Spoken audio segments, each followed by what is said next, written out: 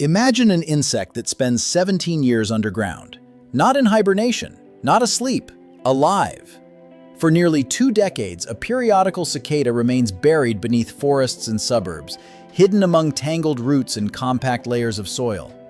While entire generations of other insects are born, reproduce, and disappear, it stays in darkness, slowly drawing nutrients from the sap flowing through tree roots. The contrast is almost absurd. During those 17 years, children become adults. Technologies appear and become obsolete. Governments change. Wars begin and end. Entire chapters of human history unfold above the surface. Yet only a few inches below the ground, the cicada's world remains almost frozen in time. There is no sunrise to mark the beginning of a day, no changing horizon, no seasons visible to the eye, just darkness. And then, after nearly 2 decades of waiting, something extraordinary happens. The insect emerges, not to begin its life, but to finish it. Because once a periodical cicada reaches the surface, it has only 4 to 6 weeks remaining. In that brief window, it must molt into its adult form, find a mate, reproduce, and die. 17 years of preparation, a single month of purpose. And perhaps the strangest part of the entire story is that nobody fully understands how cicadas know when those 17 years have passed. This remains one of the most enduring mysteries in entomology. Deep underground, cicadas have no obvious access to the information most organisms use to measure time. They cannot track the movement of the sun. They cannot observe the changing colors of leaves. They cannot count winters or watch spring return. By all logic, they should have no reliable way to distinguish one year from the next. Yet somehow, billions of individuals emerge with astonishing precision after exactly 13 or 17 years underground. The synchronization is so accurate that an error of only a few months could be catastrophic. If some individuals emerged years ahead of the main population, predators would consume them with ease. If they appeared too late, they would miss the narrow reproductive window entirely. And yet the system continues to function, year after year, generation after generation, million after million of years. One of the most intriguing explanations suggests that the secret may not lie inside the cicadas at all. Instead, it may be hidden inside the trees above them. Researchers began exploring this possibility after a remarkable experiment involving peach trees. By manipulating environmental conditions, scientists artificially accelerated the trees' seasonal cycles, essentially causing them to experience 2 years' worth of seasonal changes within a single calendar year. What happened next surprised everyone. The cicadas feeding on those roots emerged significantly earlier than expected. It was almost as if they had accepted the tree's accelerated perception of time. This discovery led to a fascinating hypothesis. Cicadas may be measuring years through chemistry rather than through conventional biological clocks. Trees undergo profound physiological changes as the seasons pass. During spring, rising temperatures trigger growth. Sugars, amino acids, and hormones shift throughout the vascular system. During colder months, those chemical signatures change again as the tree enters dormancy. For a cicada attached directly to the root system, these changes may function like annual timestamps. Each year leaves a chemical fingerprint. Each spring delivers another signal.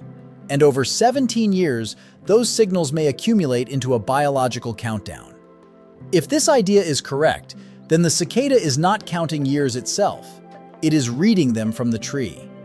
A living calendar hidden beneath the forest floor. But the true spectacle begins when that countdown finally reaches 0. For 17 years, the population remains invisible. Then, almost overnight, the Earth comes alive. What follows resembles less a natural event and more an invasion. As soil temperatures reach a critical threshold, billions of cicadas begin tunneling toward the surface. Lawns ripple with movement. Tree trunks become covered in crawling bodies. Sidewalks, fences, telephone poles, walls, and vehicles suddenly acquire a layer of living insects. In some regions, densities exceed 1 million individuals per hectare. The scale is difficult to comprehend until you see it. The ground appears to move. And then, the transformation begins. After climbing onto a vertical surface, the cicada anchors itself and becomes motionless. A split forms along the back of its nymphal exoskeleton. Slowly, the adult insect begins pulling itself free. The process is known as ecdysis. At first, the emerging cicada looks almost alien. Its body is pale white, its wings are crumpled and folded against its sides. The exoskeleton is soft and vulnerable. Over the next several hours, fluid is pumped into the wings, expanding them to full size. The new exoskeleton hardens. Pigments darken the body. What emerged as a ghostly white creature gradually transforms into the familiar black and red insect seen in photographs. Behind it remains an empty shell, a perfect replica of the creature that once occupied it. Now multiply that scene by billions. The result is surreal. Entire neighborhoods become decorated with hollow exoskeletons. Tree trunks appear coated in abandoned bodies. Porch railings, fences, playground equipment, street signs, and walls become covered in delicate brown husks. Everywhere you look, there are ghosts, and beneath your feet, the shells crunch like dry leaves. Yet despite this overwhelming abundance, a question immediately arises. Why aren't they simply eaten? After all, almost everything in the ecosystem wants a piece of them. Birds devour them, squirrels devour them, raccoons, snakes, turtles, fish, and domestic pets eagerly join the feast. Under normal circumstances, such intense predation should annihilate a species. Instead, the cicada has turned predation itself into a weapon. Scientists call this strategy predator satiation. The logic is brutally simple. Predators have limits. A bird can only eat so many insects in a day. A squirrel can only process so much food. Even when predators gorge themselves continuously, there comes a point where they physically cannot consume more. And that breaking point arrives long before the cicadas run out. During major emergences, birds have been observed feeding almost constantly. Some become visibly bloated. Others regurgitate excess food. Nestlings receive more nutrition than they could ever normally obtain. The ecosystem enters a temporary state of excess. For a few weeks, food is everywhere, but the swarm is larger than the appetite of the entire ecosystem combined. Predators become saturated. The killing continues. Yet the mathematics overwhelmingly favors the cicadas. Millions die, billions survive, and hidden beneath that strategy lies an even deeper layer of evolutionary brilliance.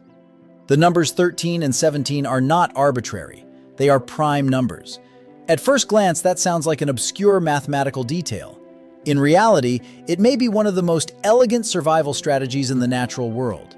Many predators, parasites, and pathogens operate on recurring cycles of their own. Some peak every 2 years, others every 3, 4, or 5 years. If cicadas emerged every 12 years, their cycle would repeatedly align with those organisms. 12 is divisible by many numbers, creating frequent opportunities for synchronization. Prime number cycles behave differently. Because 17 can only be divided by 1 in itself, opportunities for alignment become extremely rare. A predator operating on a 4-year cycle would encounter a 17-year cicada emergence only once every 68 years. A 3-year cycle aligns only once every 51 years. Generation after generation, potential enemies are denied the ability to specialize. The cicadas effectively disappear from the ecological calendar. In a sense, evolution has transformed mathematics into a defensive system. Not claws, not venom, not camouflage. Numbers. But eventually, the survivors reach the final stage of their journey. The forest becomes a breeding ground, a giant biological arena dedicated to a single objective: reproduction. Every moment now matters because death is approaching rapidly. The males begin calling. At first, the sound seems distant. Then another joins, then thousands, then millions. Soon the entire forest vibrates with noise. The source of that noise is one of the most extraordinary acoustic systems in the insect world. Male cicadas produce sound using specialized structures called tymbals. These ribbed membranes sit on either side of the abdomen and function less like vocal cords and more like mechanical buckling devices. Powerful muscles deform the tymbal inward. The structure snaps, the muscle releases, the membrane snaps back. This process repeats hundreds of times every second. Each snap generates a sharp pulse of sound. The abdomen, largely hollow inside, acts as a resonating chamber that amplifies those pulses into something vastly larger than the insect itself. The entire body becomes a living speaker. Some species produce calls approaching 109 decibels. That is louder than many power tools, loud enough to cause discomfort, loud enough that prolonged exposure can potentially affect human hearing. And somehow, within this overwhelming wall of sound, females locate the precise signal they need. Each species possesses its own acoustic signature, allowing individuals to identify suitable mates amid millions of competing voices. The result is one of the loudest biological events on Earth, and it has been happening for an astonishingly long time. The ancestors of modern cicadas appeared more than 200 million years ago. They witnessed a world dominated by dinosaurs. They survived the asteroid impact that ended the reign of Tyrannosaurus rex. They endured shifting continents, changing climates, ice ages, and multiple extinction events that erased countless other species from existence. While giants disappeared and entire ecosystems collapsed, the cicada's hidden clock continued ticking beneath the soil. 17 years, then emergence, then reproduction, then another 17 years, again, and again, and again. Which means that one of the strangest life cycles ever produced by evolution is also one of the most successful. A tiny insect buried in darkness for nearly 2 decades has accomplished something few organisms ever achieve. It found a strategy that time itself could not erase.